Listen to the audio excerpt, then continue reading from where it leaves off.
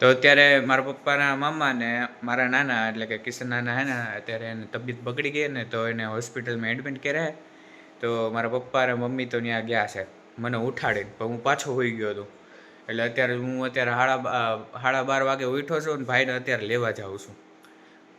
એટલે અત્યારે હું જાઉં ભાઈને લેવા. અને હા, મમ્મી મને એમ કહેતા ગયા હતા કે રીનાબેનને તું જ્યારે લેવા જા ને, કેમ કે હોસ્પિટલે નોકરી કરે એટલે કે મારે જ લેવા જવાનું હોય, પટ્ટુને મારે લેવા જવાનું હોય, એટલે મારે અત્યારે પટ્ટુને લેવા જાવ.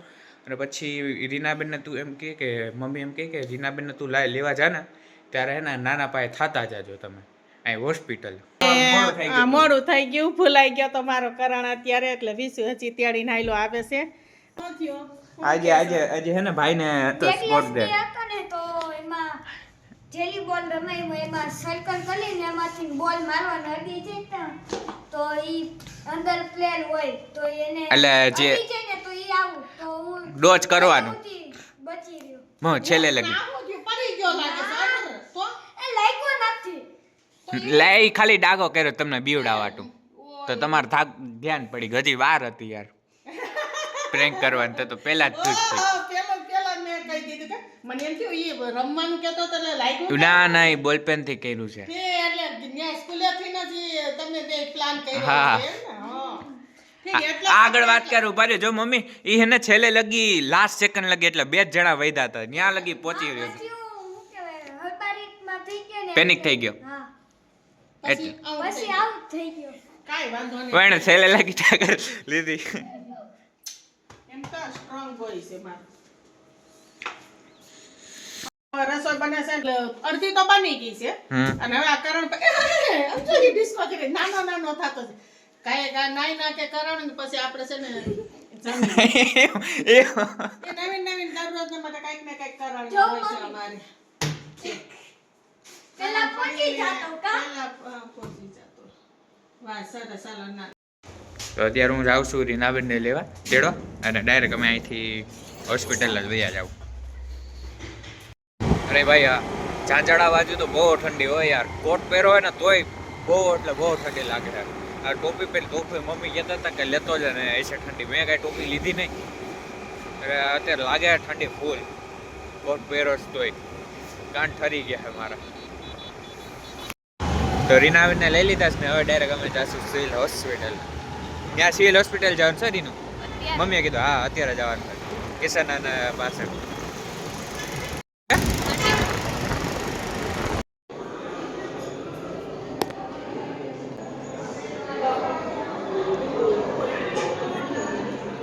The next day. આજ રવિવાર છે ને તો ચૂકીને મૂકવા જશે ને દોસ્તારના ઘરે. ચૂકીનો દોસ્તાર કહે કે હાલ તું મારા ઘરે આપણા પતંગ છે કે, તો હાલો ભાઈ હવે તમને મૂકવા જાય. બીજું હું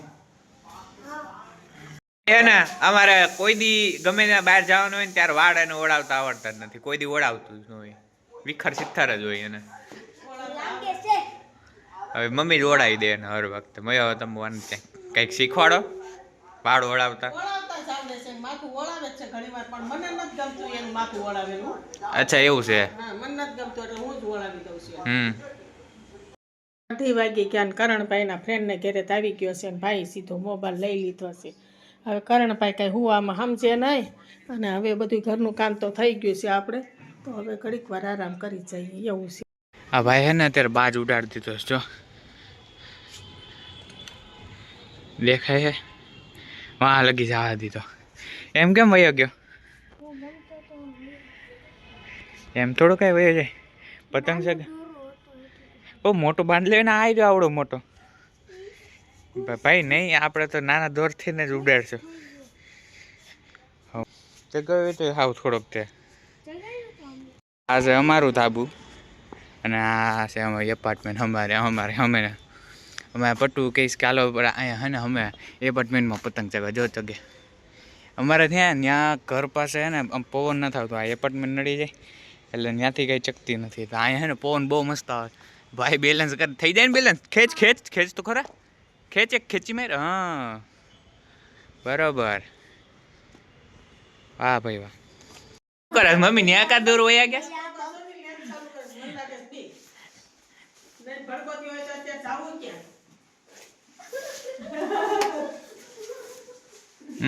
એ થઈ હતી પા એને વાયર થોડોક ખોલવાની જરૂર છે. આ વાયર છે ને આ બે જો મમ્મી દીકરો બાદ જ મને કઈ તમને જોવા નહોતો, મને એમ કે હું ડોકલી સુતારતી ભાગે.